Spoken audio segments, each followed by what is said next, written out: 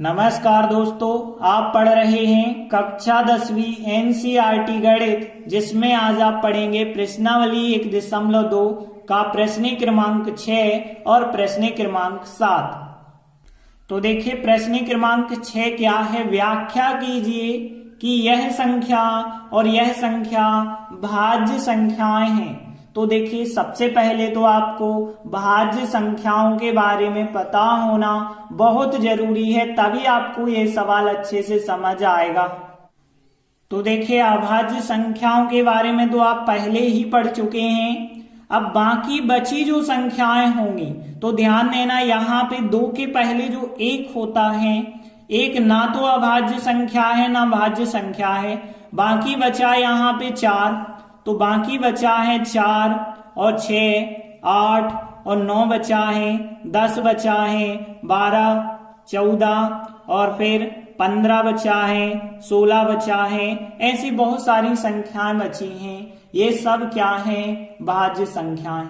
तो देखिए भाज्य और अभाज्य में अंतर क्या होता है वो चीज ध्यान से समझना। देखिए अभाज्य की बात करें जैसे 2, तो देखिए 2 क्या है? अभाज्य संख्या है, क्योंकि 2 को आप लिख सकते हो 1 गुणित 2 लिख दो या 2 गुणित 1 लिख दो। मतलब या तो आप 2 का खुद 2 लिखोगे और 1 लिखोगे। 3 का यदि हम देखें तो 3 का आप क्या लिख सकते हो? 3 एकम 3 लिख सकते हो। मतलब या तो खुद 3 लिखोगे और 1 लिखोगे, मतलब 1 लिखना है और स्वयं को लिखना है। यदि उसके गुणनखंड 1 और स्वयं हो रहे हैं तो वो कहलाती है अभाज्य। लेकिन यदि यहाँ पे देखें हम 10, तो 10 के गुणनखंड तो हम 2 और 5 कर सकते हैं। मतलब 1 और स्वयं के अलावा कोई और गुणनखंड यदि हो सकते हो तो वो कहलाती हैं भाज्य संख्याएं। जैसे देखिए 12 को हम 3 गुणित 4 लिख सकते हैं। तो देखिए हमने 12 की 12 नहीं लिखी और 1 भी नहीं लिखा है, तो इसका मतलब ये हुआ कि 12 जो है एक भाज्य संख्या है, तभी तो इसे हम 3 गुणित 4 के रूप में लिख रहे हैं। और दूसरी चीज यहाँ पे एक और समझ लीजिए आप, जैसे हमने कहा 7 एक अभाज्य संख्या है, क्योंकि 7 में या तो 1 का भाग जाता है या 7 का भाग जाता है। केवल 2 चीजों का भाग जाता है और तीसरी चीज कोई ऐसी नहीं है जिसका भाग चला जाए। लेकिन यहाँ पे यदि हम देखें 4 को ले लें तो 4 में देखिए 1 का भाग जाता है, 4 का चला जाता है और 2 का भी चला जाता है। मतलब यहाँ 3 चीजों का भाग चला गया, यहाँ 2 चीजों का भाग गया। तो जब 2 ही चीजों का भाग जाए, 1 का और स्वयं का, तो वो अभाज्य कहलाती हैं। लेकिन 1 और स्वयं के अलावा किसी तीसरी संख्या का भाग चला जाए तो वो भाज्य संख्या कहलाती है। तो यहाँ पे भी हम देखेंगे, अब 12 को जब हमने 3 गुणित 4 लिखा तो इसका मतलब है इस 12 में 3 का भाग भी जा रहा और 4 का भी भाग जा रहा। तो मतलब ये हुआ कि 1 और स्वयं के अलावा किसी और संख्या का भाग जा रहा, इसलिए ये कहलाती हैं भाज्य संख्याएं। तो भाज्य संख्या में एक ही चीज याद रखना कि यदि कोई संख्या 2 संख्याओं के गुणनफल के रूप में बनी है और वो संख्या 1 नहीं है, कोई स्वयं संख्या भी नहीं है, तो इसका मतलब है इस संख्या का भाग इसमें जाता है, इस संख्या का इसमें भाग जाता है। तो यहाँ की जो संख्या है वो भाज्य संख्या मानी जाएगी। जैसे हमने कहा यहाँ पे 14, अब 14 को यदि आप 2 गुणित 7 लिख सकते हो और देखिए यहाँ पे 1 और स्वयं तो लिखा नहीं है, मतलब 14 का हमने 14 नहीं लिखा और 1 भी नहीं लिखा, कोई और संख्याएं लिखी हैं। तो इसका मतलब ये हुआ कि इस 14 में 2 का भाग जाता है और 7 का जाता है। मतलब 2 से भी विभाजित 14 7 से भी विभाजित हो रही है, तो मतलब ये संख्या भाज्य संख्या होगी। तो देखिए हम सीधे सवाल पे आते हैं। अब देखिए यहाँ पे जो पहली संख्या दी गई है वो संख्या क्या है आपके पास? यहाँ पे है 7 गुणित 11 गुणित 13 प्लस 13। अब ध्यान देना, यहाँ पे ये संख्या भाज्य होगी तो कैसे होगी? यहाँ पे देखिए यदि प्लस लगा है तो इसका मतलब है ये पद अलग है और ये पद अलग है। तो यहाँ दो पद हैं, आप देख रहे हैं दो पद हैं, और दोनों पदों में यदि हम देखें 13 यहाँ है 13 यहाँ है, तो दोनों पद से हम चाहें तो 13 कॉमन ले सकते हैं। तो 13 यदि हमने कॉमन लिया है तो देखिए यहाँ पे क्या बचा होगा, 13 यदि कॉमन लेंगे तो कितना बचा, 7 गुणित 11 बचा, और फिर प्लस का चिन्ह बचा है, और यहाँ पे 13 कॉमन निकल जाएगा। तो 13 में से 13 कॉमन निकालते हैं तो कितना बचा, फिर 1, क्योंकि कॉमन निकालने का मतलब भाग देना, तो 13 में 13 का भाग जाएगा एक बार। और आगे देखिए 13, और यहाँ पे सॉल्व करेंगे तो 7 11 77 हो गए, और फिर प्लस 1 करना है, तो यहाँ पे 13 77 और 1 78 हो गए। तो 78 यहाँ गुणा माना जाता है कोष्टक के आगे यदि कोई चिन्ह नहीं लगा हो। तो देखिए हम इस संख्या को 13 गुणित 78 लिख सकते हैं, मतलब इस संख्या में 13 का भाग भी जाता होगा और 78 का भाग भी जाता होगा। तो ये संख्या 13 और 78 दोनों से विभाजित होगी, इसीलिए ये संख्या भाज्य संख्या होगी। तो देखिए हमने लिखा यह संख्या 13 और 78 से विभाजित है, इसलिए यह एक क्या है, भाज्य संख्या है।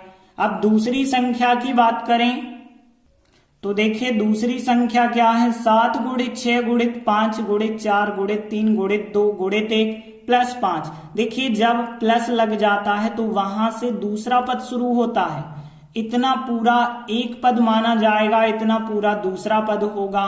प्लस चिन्ह जहां और माइनस चिन्ह जहां लगता है वहां से अगला पद शुरू होता है। तो देखिए यहाँ दो पद हैं, अब 5 यहाँ है 5 यहाँ है, तो हम दोनों में से 5 कॉमन कर सकते हैं। 5 यदि हम यहाँ से कॉमन कर दें तो कितना बचा होगा, फिर 7 गुणित 6 गुणित 4 गुणित 3 गुणित 2 गुणित 1 बचा होगा प्लस, क्योंकि ये प्लस का तो प्लस ही लगाना पड़ेगा। अब देखिए 5 में से 5 कॉमन निकाल दिए तो कितना बचा, फिर यहाँ पे बचा होगा 1। क्यों 1 बचा होगा, क्योंकि 5 में 5 का भाग देंगे तो 1 ही तो बचा होगा। अब देखिए यहाँ पे 5 तो वैसे ही लिखे, अब यहाँ पे ध्यान देना 7 6 4 3 2 1 इन सब का गुणा करना है।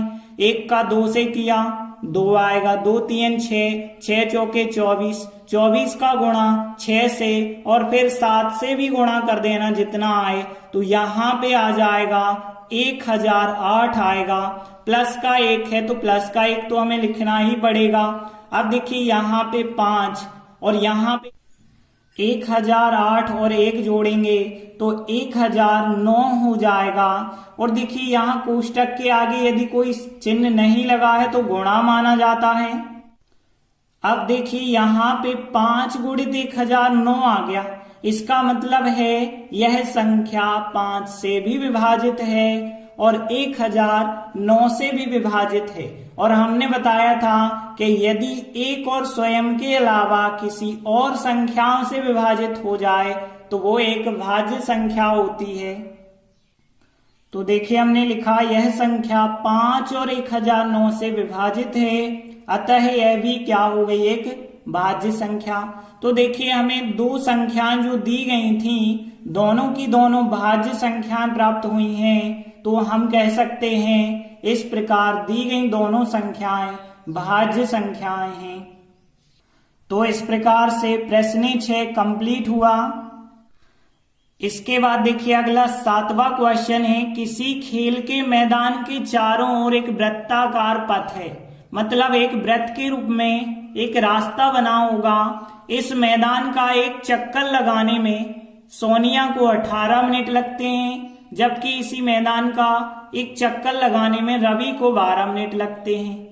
अब मान के चले हम कि वे दोनों एक ही स्थान से एक ही समय पे चलना यदि प्रारंभ करें और एक ही दिशा में चलें, तो हमें बताना है कितने समय बाद वे पुनः प्रारंभिक स्थान पे मिलेंगे, मतलब जहां से उनने चलना शुरू किया है वहीं पे वापस वो कितने समय बाद मिलेंगे।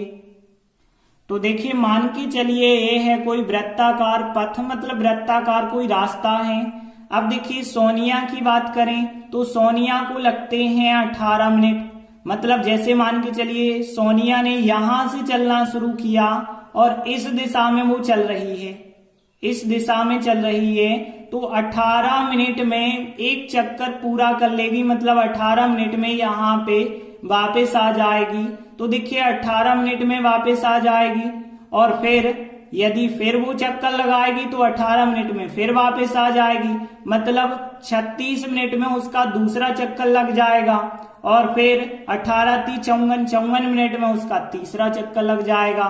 यदि हम रवि की बात करें तो देखिए रवि को लगते हैं, यदि मान के चलो यहीं से रवि ने भी चलना शुरू किया है और उसी दिशा में चलना शुरू किया है, तो रवि को लग रहे थे 12 मिनट, तो 12 मिनट में उसका एक चक्कर होगा और फिर यहाँ पे 12 दूनी 24 मिनट में उसका दूसरा चक्कर होगा और 12 × 3 = 36 मिनट में उसका तीसरा चक्कर होगा और फिर 12 चौके 48 होगा तो चौथा चक्कर। तो देखिए ऐसे वो चक्कर लगाते जाएंगे तो यहाँ पे यदि आप देखें तो 36 यहाँ भी मिलेगा और 36 यहाँ भी मिलेगा, मतलब सोनिया के 2 चक्कर लग पाएंगे, तब रवि के 3 चक्कर लग जाएंगे और दोनों एक ही समय पे मिल जाएंगे। तो मतलब वो 36 मिनट के बाद, क्योंकि 36 मिनट में रवि 3 चक्कर लगा लेगा, सोनिया 2 चक्कर लगा पाएगी और दोनों एक ही जगह पे एक ही स्थान पे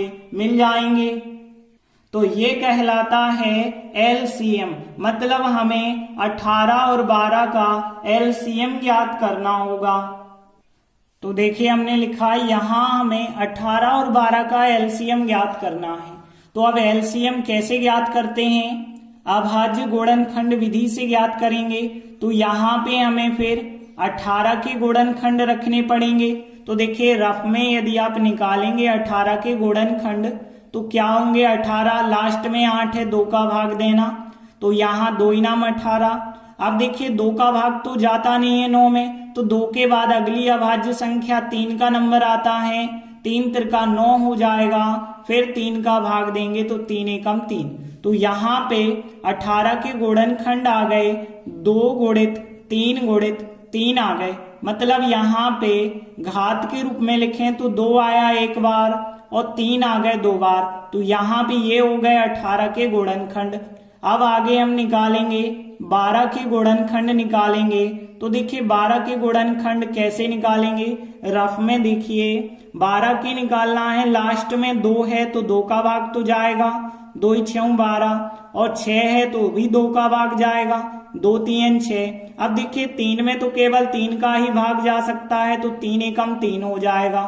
तो यहाँ पे गुणनखंड आ गए 2 × 2 × 3 आ गए, मतलब यहाँ पे घात के रूप में लिखें तो 2 आए 2 बार, 2 के ऊपर 2 की घात और 3 आया एक बार, तो 3 के ऊपर 1 की घात लिख देना।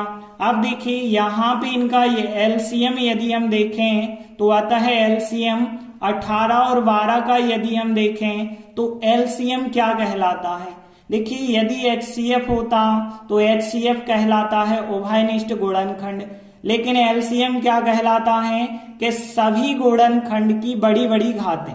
तो देखिए यहाँ 2 3, यहाँ 2 3, तो 2 है गुणनखंड और 3 है, क्योंकि यहाँ देखिए 2 है 3 है 2 है 3 है, डबल बार आपको लिखना नहीं है।